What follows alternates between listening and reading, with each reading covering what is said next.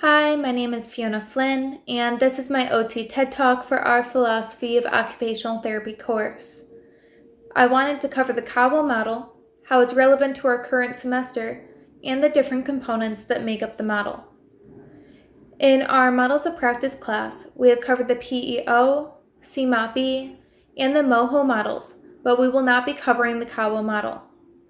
In our Philosophy of Occupational Therapy course, we have covered culture, and how many of the models used by occupational therapists are of Western culture. I believe it's important for us to know of other models prior to us practicing as occupational therapists. My original presentation was supposed to be in front of the class using a whiteboard for our visual, but because of our circumstances, I created a video as well. I hope you enjoy it. So, what is the Kawa model? The Kawa model is an East Asian cultural perspective occupational therapy model created from the view of aspects of life that are significant to someone of Japanese descent. Most models of human occupation have a Western influence that fail to provide the perspective of those from other cultures. Life is understood to be a complex, profound journey that flows through time and space, like a river. The metaphor illustrated by the Kawa model represents the river as a flow of life, starting from birth and ending at end of life. Along the river, there are components of life that regulate the state of flow, representing the many determinants that influence life during the past, present, and future. The four basic components include water, driftwood, rock, and river walls and floor. Water represents life flow and health. The flow of the water speeds up and slows down throughout the individual's life depending on the effect of driftwood, rocks, and the river walls and floor. These elements characterize the different contexts that have influence on the individual's life. When the flow of water is weakened, the individual is described as unwell or in a state of disharmony.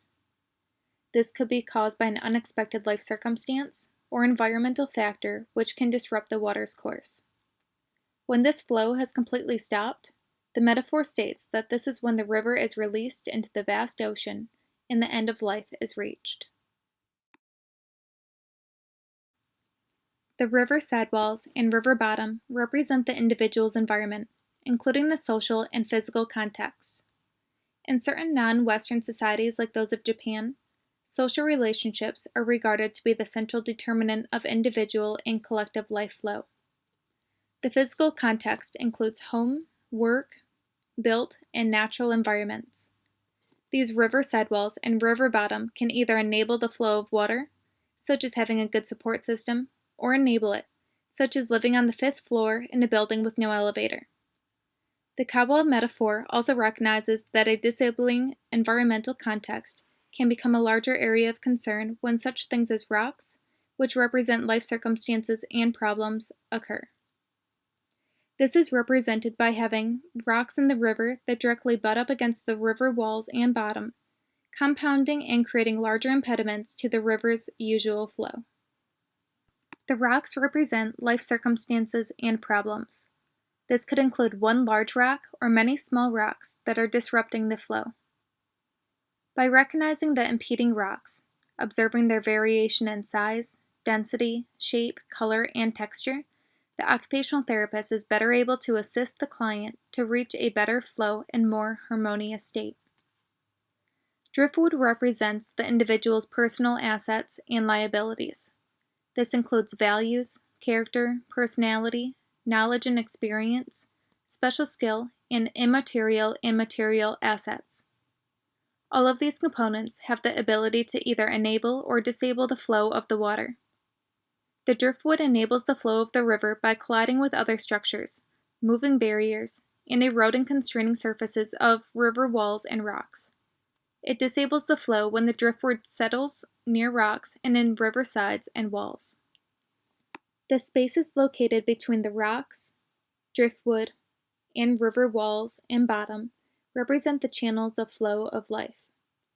Rather than in Western influence models, The Kawa Model represents a way for therapists to view the client as a holistic being with inseparable contexts, meaning that there is no element of the individual that does not influence all of the other aspects of the person. By changing one aspect of the client's world, all of the other aspects of his or her river change.